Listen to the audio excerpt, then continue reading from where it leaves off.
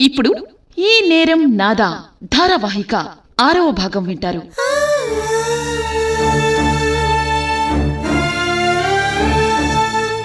రచన జగర్లపూడి భార్గవి స్వరూప్. పఠనం శ్రీమతి నందిని చైతన్య. జరిగిన కథ. జాహ్నవి నాన్నమ్మ అయిన ఇందిరమ్మ ఆధ్వర్యంలో జాహ్నవి తండ్రి 2 తమ్ముళ్లతో కలిసి ఉమ్మడి కుటుంబంలో ఆత్మీయానురాగాలతో ఆనందంగా జీవిస్తుంటారు. హైదరాబాద్ నుండి ఇంటికి వచ్చిన జాహ్నవికి ఇల్లంతా బంధువులతో హడావుడిగా కనిపిస్తుంది. తను ఎదుర్కొన్న దురదృష్టకర ఘటన గురించి ఎవరికి ఎలా చెప్పాలో ఆమెకు అర్థం కాదు. ఇక కథలోకెళ్దాం.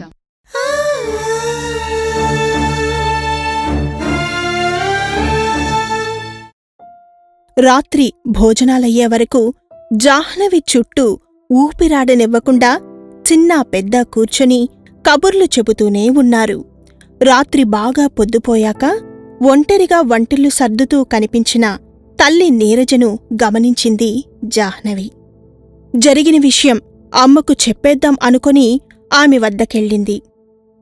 అమ్మా! ఆ పిలుపుకు వెనుకకు తిరిగిన నీరజను తన 2 చేతులతో చుట్టేసింది జాహ్నవి. తల్లినలా కౌగలించుకోగానే చల్లగా మెత్తగా తగులుతున్న అమ్మ శరీరం, ప్రేమగా తన తలపై నిమురుతున్న అమ్మ చేతి స్పర్శతో ఇన్ని రోజులుగా తనలోనే దాచుకున్న వేదన అంతా కరిగి కన్నీరై దుఃఖం కట్టలు తెంచుకుంది జాహ్నవికి. తనను చుట్టేసిన జాహ్నవిని అలానే పొదివి పట్టుకున్న నీరజకు తన భుజం కూతురి కన్నీటితో తడవటం, గుండెలు ఎగసిపడేలా వెక్కిళ్లు పడుతూ శబ్దం రాకుండా ఆమె ఏడవటం అర్థమై ఓ క్షణం కంగారుపడింది. మరునిమిషంలోనే పాపం చిట్టి తల్లి ఉమ్మడి కుటుంబంలో అందరి ముద్దుల పట్టీగా పెరిగింది. ఇప్పుడు పెళ్ళై అందరినీ వదిలి వెళ్ళిపోవలసి వస్తుందని దిగులు పడుతోంది పాపం అనుకుంటూ తన కళ్లల్లోని కన్నీటి పొర కనిపించనివ్వకుండా కొంగుకు అద్దుకుంది నీరజ. అమ్మడు, పిచ్చిపిల్ల, ఎందుకు తల్లి భయం? ఎందుకంత దిగులు? ఏడవకమ్మా. పెళ్ళైనంత మాత్రాన నిన్ను దూరం చేసుకుంటామా చెప్పు? ఎప్పటికీ నువ్వు మా నుండి దూరం కావు, సరేనా? అనునయంగా అంటున్న తల్లి మాటలు విని జాహ్నవి ఏడవటం ఆపి కొంచెం దూరం జరిగింది. ఓహో, తను ఏడుస్తున్నది అందుకనుకుంటుందా అమ్మా? అక్కడే కిచెన్ ప్లాట్ఫామ్కు ఆనుకుంది తల ఉంచుకొని ఆలోచిస్తూ. అమ్మ నిజానికి అంత ధైర్యవంతురాలు కాదు. జరిగినది అమ్మకు చెప్పడం కరెక్టేనా? ఆ రాత్రి జరిగింది నారాయణ హత్య గురించి నేను చెప్పగానే అమ్మ బెంబేలుపడి గొడవ చేసేస్తే పరిస్థితి గందరగోళమవదు? తల వంచుకొని చేతులు వెనక్కు కట్టుకొని ఆలోచిస్తున్న కూతురివైపు ఆప్యాయంగా చూస్తూ, ఏం తల్లి, ఏమైనా చెప్పాలనుకుంటున్నావా? నవ్వుతూ అడిగింది నీరజ. ఠక్కున తలెత్తి నిలువుగా గబాగబా తల ఊపుతూ అవునమ్మా అంటూ ఏదో చెప్పబోయి తటపటాయిస్తున్న జాహ్నవి తీరు అనుమానాస్పదంగా కనిపించటంతో అనుమానంగా చూస్తూ, కొంపతీసి ఎవరినైనా ప్రేమించావా ఏంటే? ఆందోళనగా అడిగింది నీరజ.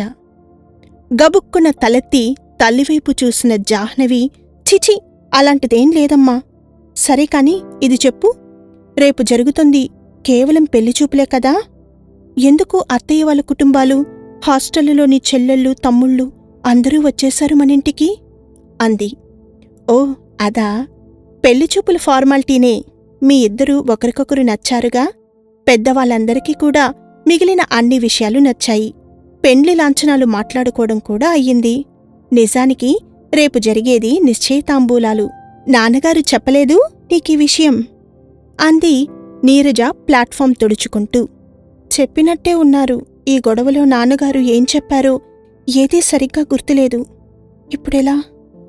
అయ్యో దేవుడా, నిశ్చయతాంబూలాలంటే అటువైపు నుండి కూడా వాళ్ల బంధువులు కొందరు వస్తారేమోనే. ఎందుకింత తొందరపడుతున్నారు అందరూ? ఇప్పుడా ఘోరం గురించి చెప్పడం వల్ల కుటుంబ సభ్యులంతా బెంబేలెత్తిపోతారేమోనే. ఈ ఆలోచన రాగానే నిస్సత్తువ, చికాకు ఆవరించాయి జాహ్నవికి. ఒక్కసారిగా తల బ్రద్దలైపోతున్నట్లు అనిపించింది ఆమెకు.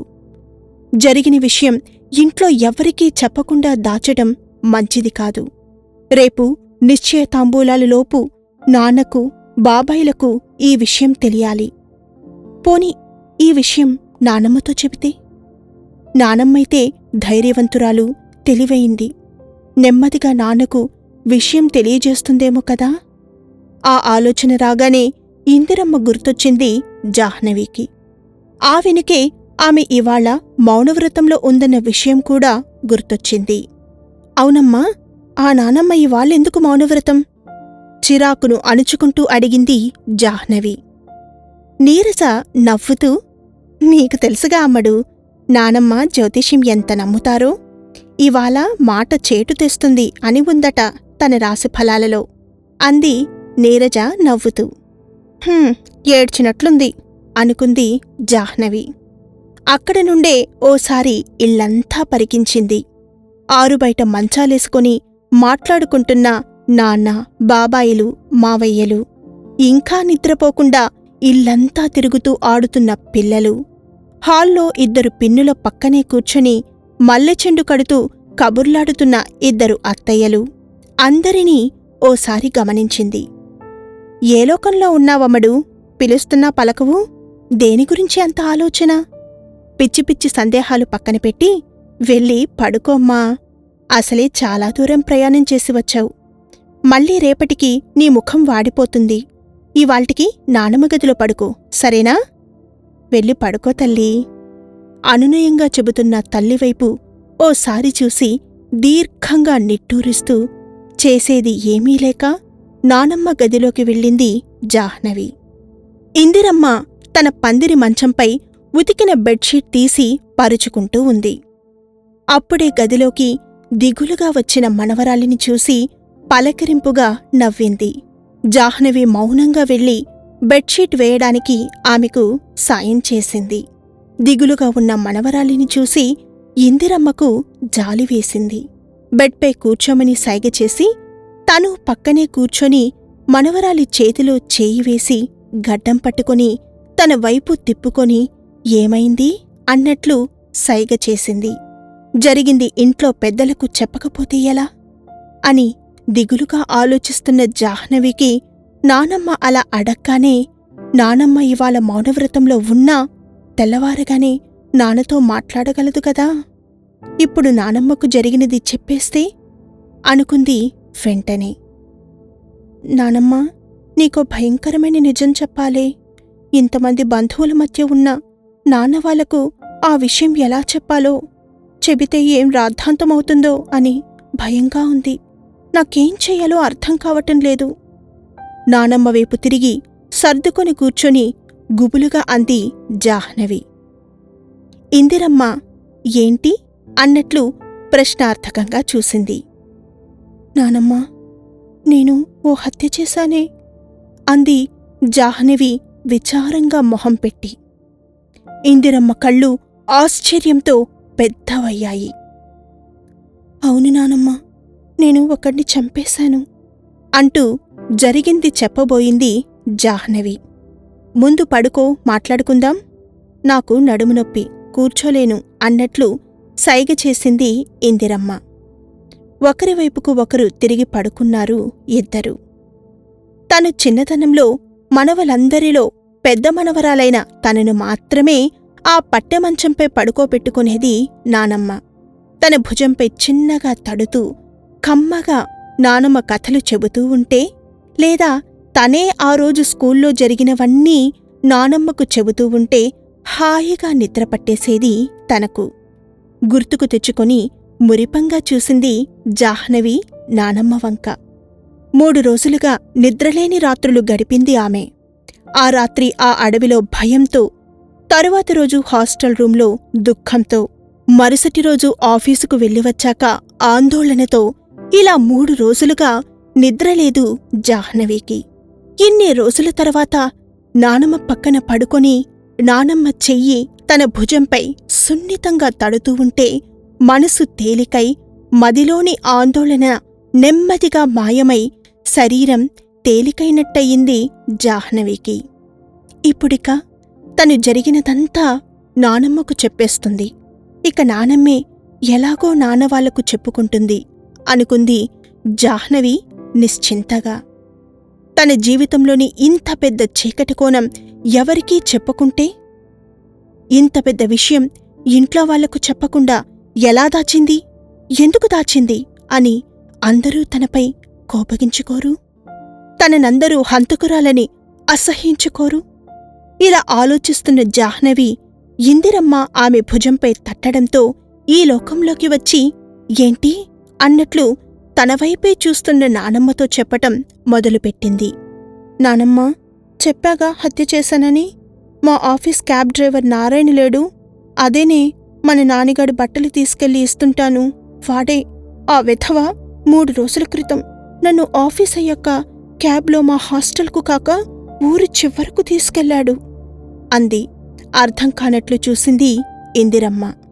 అవునే, సిటీ అవుట్కట్స్కు తీసుకుపోయాడు.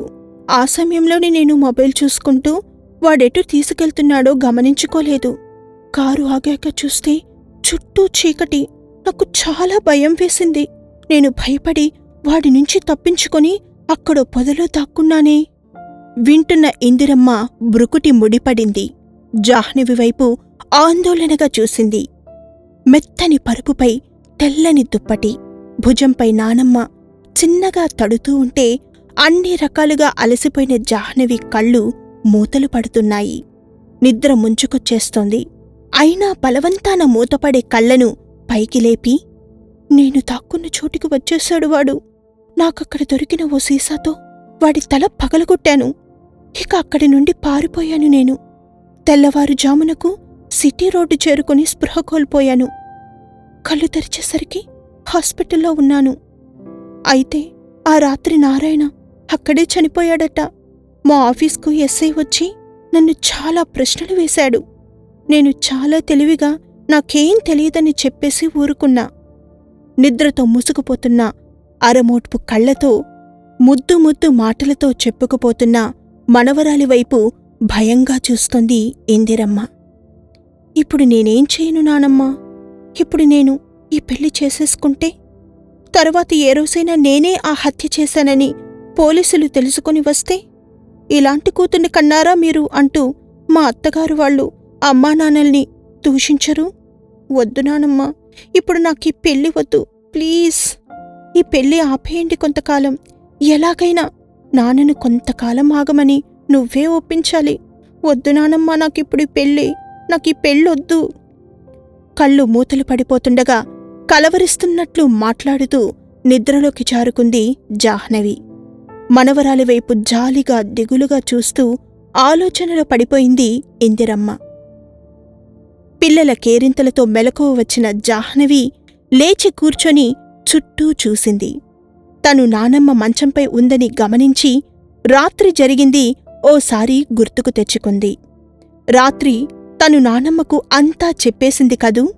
నానమ్మ నాన్నవాళ్లకు చెప్పే ఉంటుంది ఈ పాటికి. దేవేశ్వాళ్లను రావద్దని చెప్పుంటారా? గబుక్కున తనపై ఉన్న దుప్పటి తొలగించుకొని రూం నుండి బయటకు పరిగెత్తబోతూ వాల్ క్లాక్ వైపు చూసింది. ఉదయం 8 అయ్యింది. ఈరోజు 11ంటికి కదా పెళ్లివాళ్ళొస్తారని చెప్పింది అమ్మ. ఇంట్లో ఏం జరుగుతుందో ఇప్పుడు అనుకుంటూ వేగంగా హాలు వైపుకు నడిచింది. హడావిడిగా నానమ్మని వెదుకుతూ నడుస్తున్న జాహ్నవికి వంటింటి నుండి ఆమె తల్లి, పిన్నులు, నానమ్మల మాటలు వినపడ్డాయి. కాసేపలా నిలబడి ఆ మాటలు వింటున్న ఆమె కొయ్యబారిపోయింది.